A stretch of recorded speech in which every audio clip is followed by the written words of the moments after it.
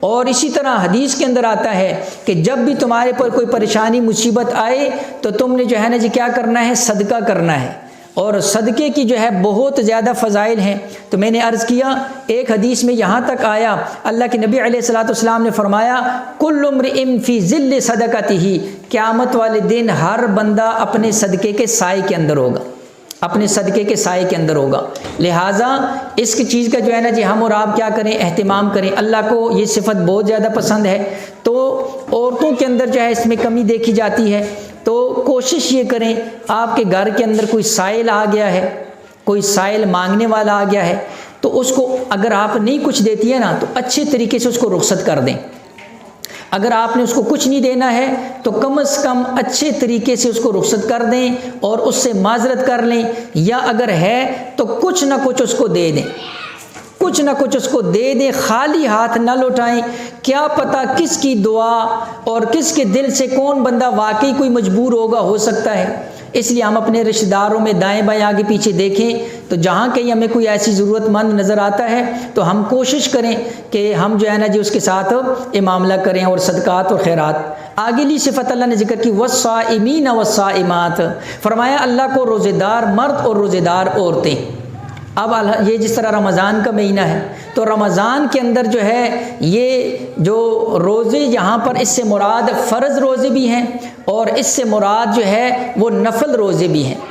نفل روزے بھی ہیں۔ میں نے آپ کے سامنے جو ہے نا جو ایک حدیث پڑھی، اس حدیث کے اندر بھی اللہ کے نبی علیہ الصلوۃ والسلام نے 5 چیزوں کے اندر عورتوں کی جو ہے وہ فضیلت ذکر فرمائی، 5 خصوصیات ذکر فرمائی۔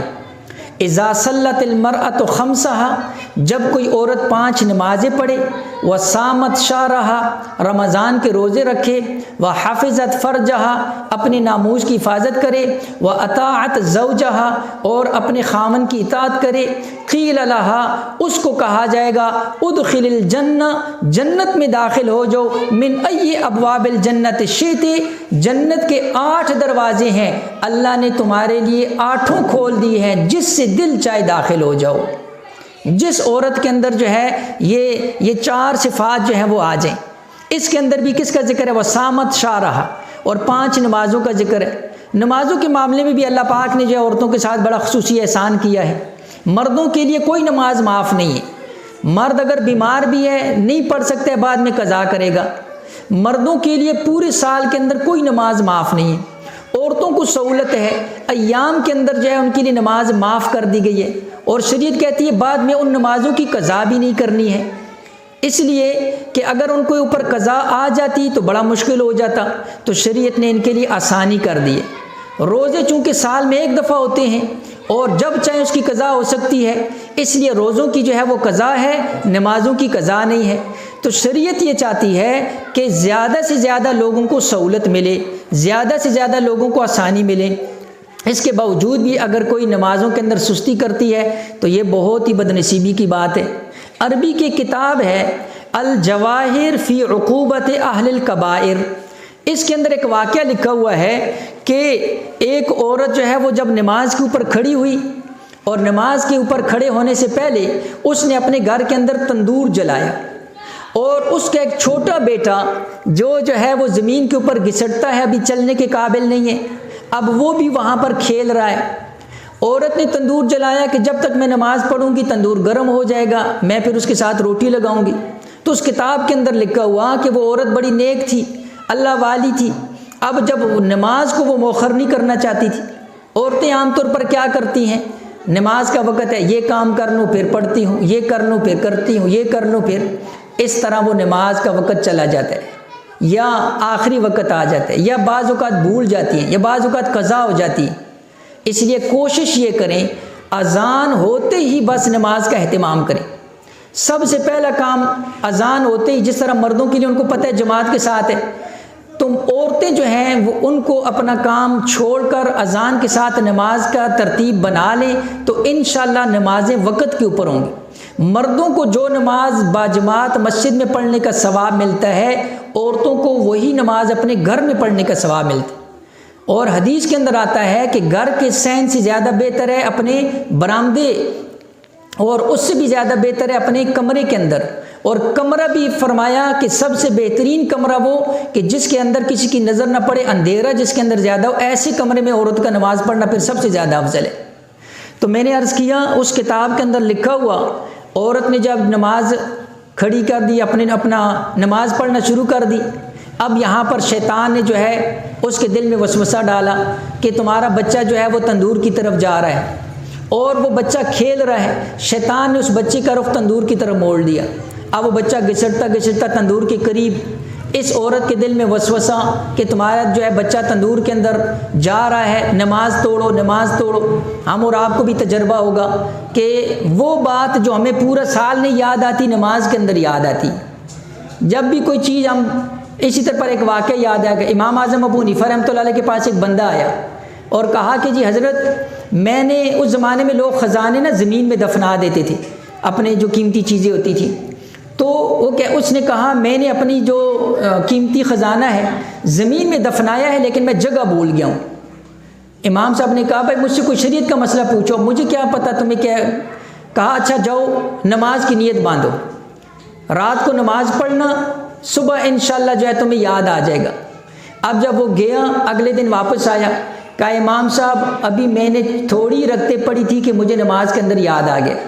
تو امام صاحب نے کہا پھر وہ نماز باقی پڑھی کہ نہیں؟ کہا نہیں، پھر تو چھوڑ دی۔ کہا نماز تو پڑھ لیتے۔ یعنی ہمیں جو چیز نہیں یاد آتی وہ بھی نماز میں یاد آتی ہے۔ شیطان وسوسہ ڈالتے ہیں نماز کے اندر، تو اس عورت کو بھی وسوسہ ڈالا، لیکن وہ اللہ والی اپنے نماز کے اندر پورا اہتمام، کہا جو ہوگا دیکھی جائے گی۔ لیکن یہاں مسئلہ ذہن کے اندر رکھو، اس کا بچہ تنور میں گرا لیکن اس نے نماز نہیں توڑی۔ لیکن مسئلہ یہ ہے کہ اگر آپ کے سامنے کوئی نقصان ہو رہا ہے، یا کوئی بندہ گر رہا ہے، یا کوئی گڑھے کے اندر یا کہیں سے گرنے کا خطرہ ہے، کسی کو چوٹ لگنے کا خطرہ ہے، تو مسئلہ یہ ہے کہ نماز توڑ سکتے ہیں، نماز توڑ کر جو ہے وہ دوسرے کی جان بچانا یہ ضروری ہے۔ لیکن یہ اللہ والے لوگ تھے،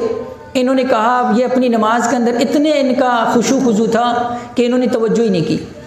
جب نماز پوری کی واپس آئیں تو اس کتاب کے اندر لکھا ہوا، شیطان نے تو اس بچے کو تندور کے اندر ڈال دیا کہ جو ہے تاکہ اس کو تکلیف پہنچے، لیکن وہ اس کی نماز کی برکت سے اور اس کی خشوع اور خضوع کی وجہ سے اللہ پاک نے کیا منظر دیکھا کہ جب یہ گئی تندور کے اندر بچہ، وہ جتنے انگارے تھے اللہ پاک نے ان انگاروں کو یاقوت اور زمرد بنا دیا تھا، اور وہ بچہ ان کے ساتھ کھیل رہا ہے۔ یعنی اللہ پاک نے اس انگاروں کے اندر بھی بچے کی حفاظت فرمائی۔ تو اللہ پاک قادر ہے اس بات کے اوپر۔ ابراہیم علیہ السلام کے لیے بھی اللہ نے آگ کو کیا کر دیا تھا؟ گل گلزار بنا دیے تھے۔ اللہ پاک قادر ہے آگ کو جو ہے وہ ٹھنڈا کر دے، اللہ پاک قادر ہے۔ اللہ پاک سمندروں کے اندر موسیٰ علیہ السلام کی اللہ نے حفاظت فرمائی، یونس علیہ السلام کی مچھلی کے پیٹ میں حفاظت فرمائی، حضور صلی اللہ علیہ وآلہ وسلم کی غار کے اندر حفاظت فرمائی۔ اللہ پاک اس پر قادر ہے، لہٰذا نماز جو ہے کسی حالت کے اندر نہیں چھوڑنی چاہیے۔ حدیث میں آتے ہیں من کان للہ کان اللہ لہ، جو اللہ کا ہو جاتا ہے پھر اللہ پاک بھی اس کے ہو جاتے۔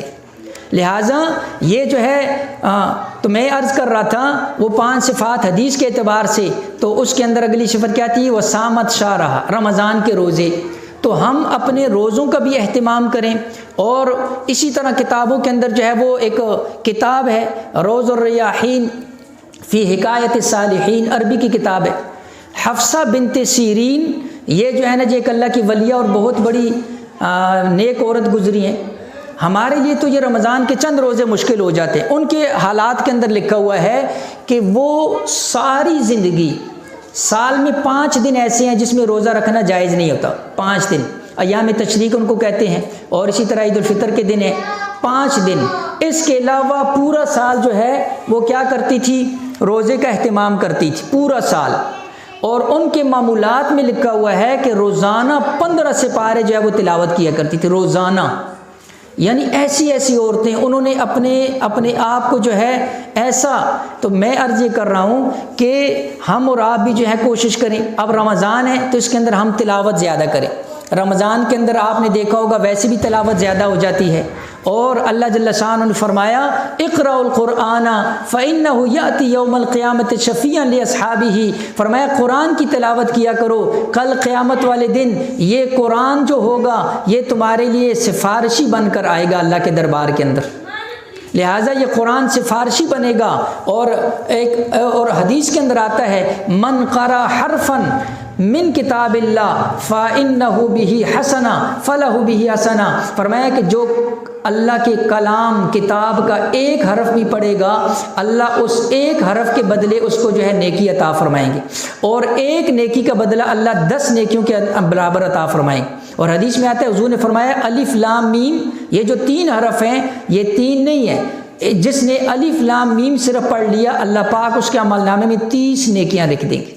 وہ ہم قرآن کی تلاوت جو ہے وہ زیادہ سے زیادہ کریں۔ رمضان ہے، اس رمضان کے اندر جو ہے رمضان اور قرآن کا آپس کے اندر بہت گہرا تعلق ہے، اس لیے جو ہے ہم اس چیز کی کوشش کریں اور اپنے جو ہے جو اس رمضان ہے اس کو قیمتی بنائیں۔ تو میں نے عرض کیا کہ اللہ پاک نے جو ہے روزہ رکھنے والے مردوں اور روزہ رکھنے والی عورتوں کی جو ہے فضیلت ذکر فرمائی، اور اللہ پاک فرماتے ہیں الصوم لی وانا اجزی بہ، روزہ میرے لیے ہے اور میں ہی اس کا بدلہ دوں گا۔ اس لیے گزارش ہے کہ معمولی عذر کی وجہ سے روزہ نہیں چھوڑنا چاہیے۔ کسی کو کوئی وقتی بیماری ہو گئی، نزلہ زکام، سر درد ہو گیا، تو اس نے کہنا شروع کر دی نہیں میں روزہ نہیں رکھتی، نہیں، روزہ معاف نہیں۔ لہٰذا چھوٹی موٹی بیماریوں سے روزہ معاف نہیں ہوتا۔ ہاں اگر کوئی ایسا بیمار ہے کہ اب جو ہے روزہ رکھنے کی وجہ سے وہ اس کو برداشت نہیں کر سکتا، یا وہ کسی صورت کے اندر روزہ مغرب تک نہیں پہنچا سکتا، تو ایسے بیمار کے لیے اس روزہ کو جو ہے چھوڑنے کی اجازت ہے، لیکن جب وہ اس کو صحت ہو جائے تو اس روزے کی قضا کرے گا۔ اور ایک وہ مریض ہے جس کو ڈاکٹروں نے منع کر دیا، اور جس کو ڈاکٹر طبیب نے کہہ دیا کہ تو روزہ رکھے گا تو تیری ہلاکت کا خطرہ ہے، یا بہت زیادہ بوڑھے مرد یا بہت زیادہ بوڑھی عورتیں جو اپنے روزے کو پورا نہیں کر سکتی ہیں اور آئندہ ان کی صحت کی امید نہیں ہے، تو ایسے مردوں اور عورتوں کے لیے فدیہ ہے، وہ اپنے روزے کا فدیہ دیں گی اور وہ اپنے روزے کی قضا نہیں کریں گی۔ اس کے علاوہ کسی کے لیے روزہ معاف نہیں۔ بعض جو ہے نا جی بچوں والی عورتیں ہوتی ہیں، اب اپنے بچوں کو دودھ پلاتی ہیں، تو اس کے اندر بھی مسئلہ ذہن کے اندر رکھو کہ اگر تو واقعی عذر ہے اور اس کو جو ہے نا جی یہ غالب پتہ ہے کہ اس روزے کی وجہ سے جو ہے میرا بچہ متاثر ہوگا اور وہ جو ہے اس کی وہ پیٹ نہیں بھرے گا یا اس بچے کی ہلاکت کا خطرہ ہے، تو ایسی عورت پھر اس حالت میں روزہ چھوڑ سکتی ہے، لیکن بعد میں ان روزوں کی قضا کرے گی۔ تو لہٰذا یہ کچھ مسئلے ایسے ہوتے ہیں جو عورتوں کے ساتھ مخصوص ہیں، تو عام طور پر جو ہے عورتوں کے سامنے اس طرح کے مسائل نہیں آتے ہیں،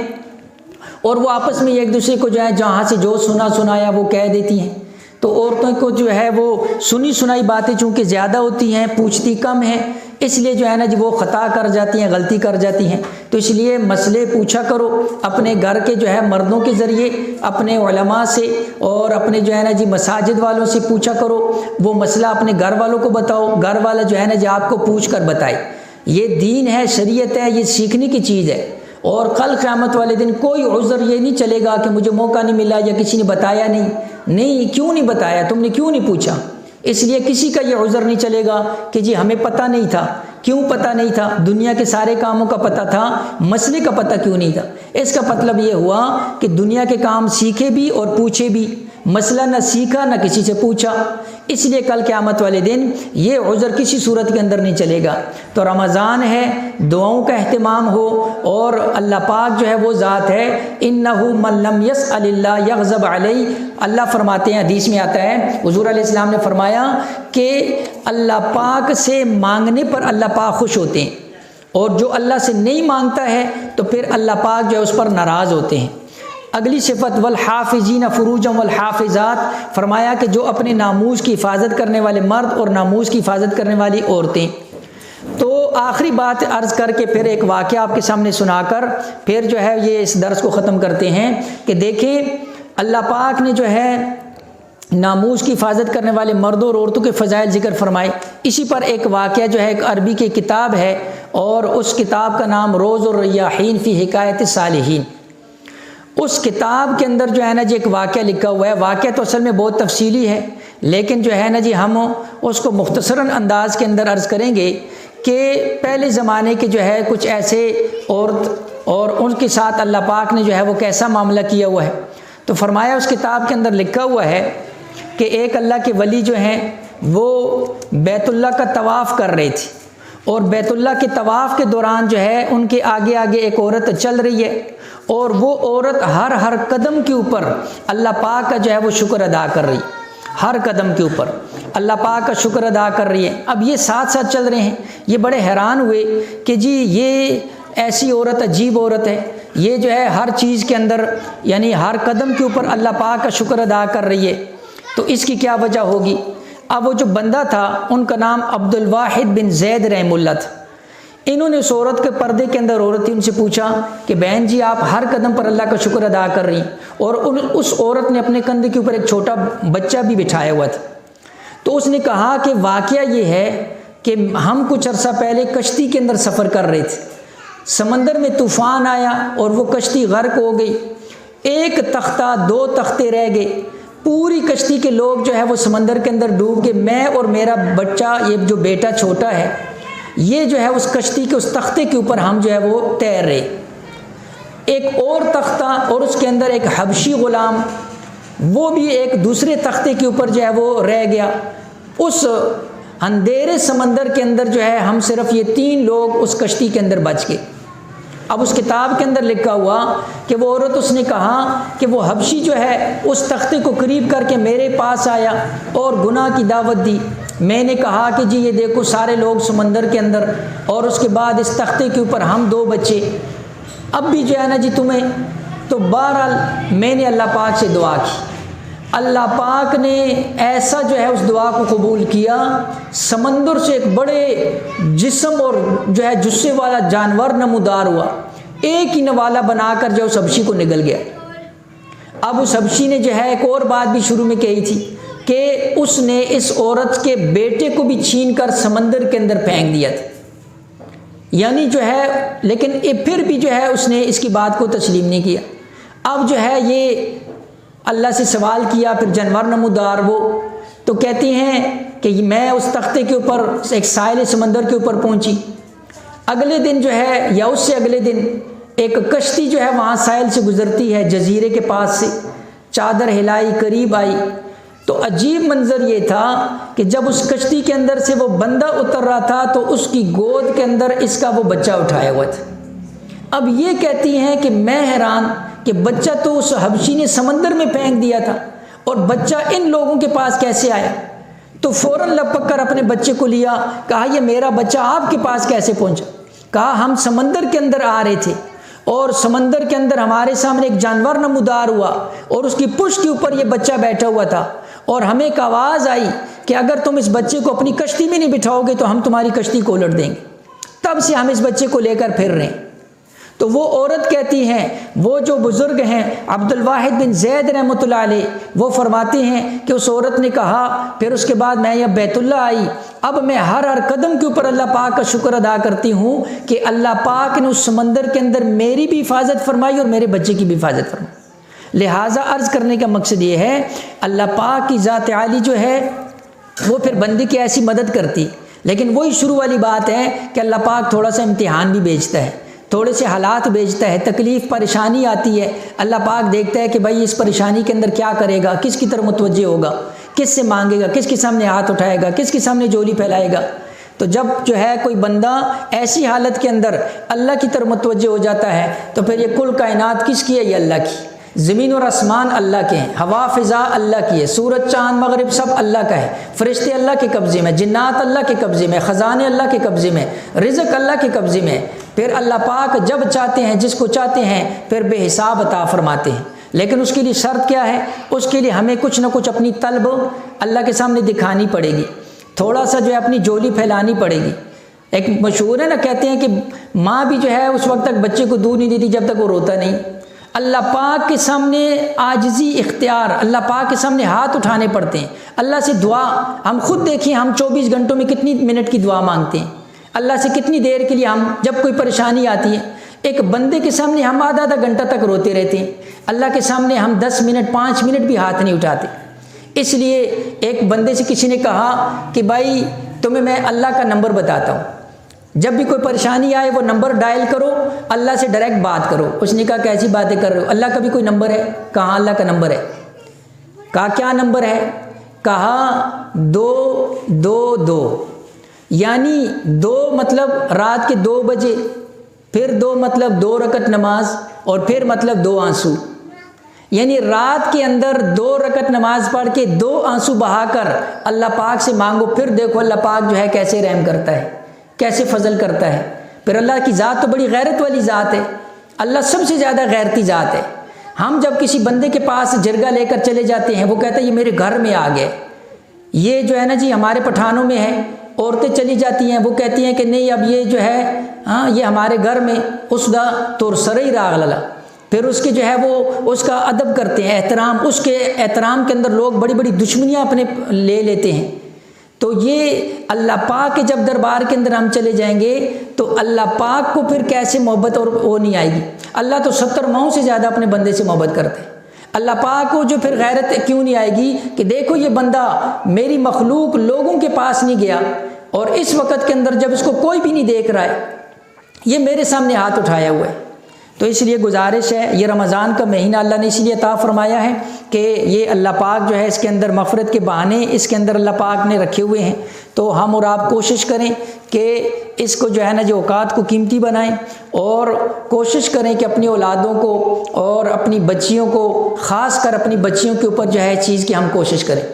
بچوں کے اعتبار سے ہم فکر مند ہیں، یہاں پر جو ہمارے سامنے سارا ماحول ہے، بچیوں کے اعتبار سے ہم بالکل کمزور ہیں، اس لیے اللہ پاک پکڑے گا بچیوں کے معاملے میں۔ بچیاں بھی امانت ہیں، یہ بھی اللہ کی طرف سے امانت دی ہوئی ہے، ان کی بھی تعلیم، ان کی تربیت، ان کو بھی جو ہے نا جی دین کی تعلیم دینا، ان کو بھی جو ہے نا جی تعلیمی زیور سے آراستہ کرنا، یہ ہماری ذمہ داری ہے۔ اور اگر بچیاں پڑھی ہوں گی تو انشاءاللہ جو ہے یہ کل کو قرآن کا ترجمہ پڑھ کے، حدیث پڑھ کے، اور جو ہے نا جی اسی طرح کتابیں پڑھ کے یہ آگے اپنے بچوں کو، اولادوں کو، خاندانوں کو جو ہے نا جا کر پڑھائیں گی۔ تو ہم جو ہے اس بارے کے اندر کوتاہی نہ کریں، اور جو کہا سنا ہے دعا ہے اللہ پاک سے کہ اللہ جل شانہ ہمیں اور آپ کو اس پر عمل کرنے کی توفیق عطا فرمائے۔ ابھی درود پڑھ لے، دعا کریں۔